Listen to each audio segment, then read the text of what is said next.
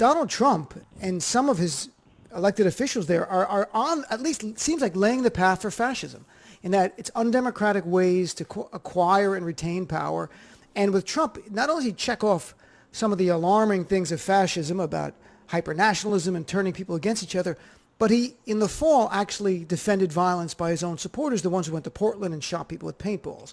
Do you think it's overblown to use the term fascist at this point? Look, all that I would say, is that, to my mind, it is not overblown to say that Donald Trump is an authoritarian who does not believe in democracy.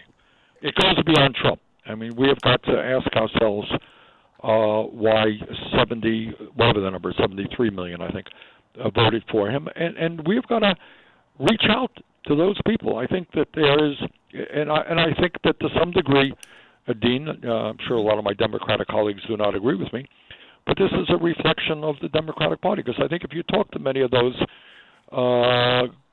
people, working class people who voted for Trump, they'll say, look, of course we know he's a liar, we know he's full of shit, but at least, he does this, he does that, something the Democrats don't do. So we have got to figure out a way to bring our people together, black and white and Latino, Native American, Asian American, working class people, and say, you know what, you need a government that represents our interests, not one that divides us up by the color of our skin or where we were born or our sexual orientation or whatever.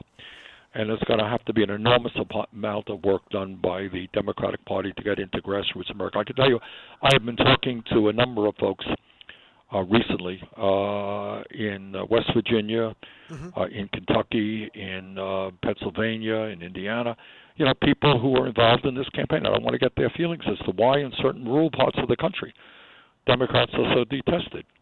And it was very interesting hearing from them.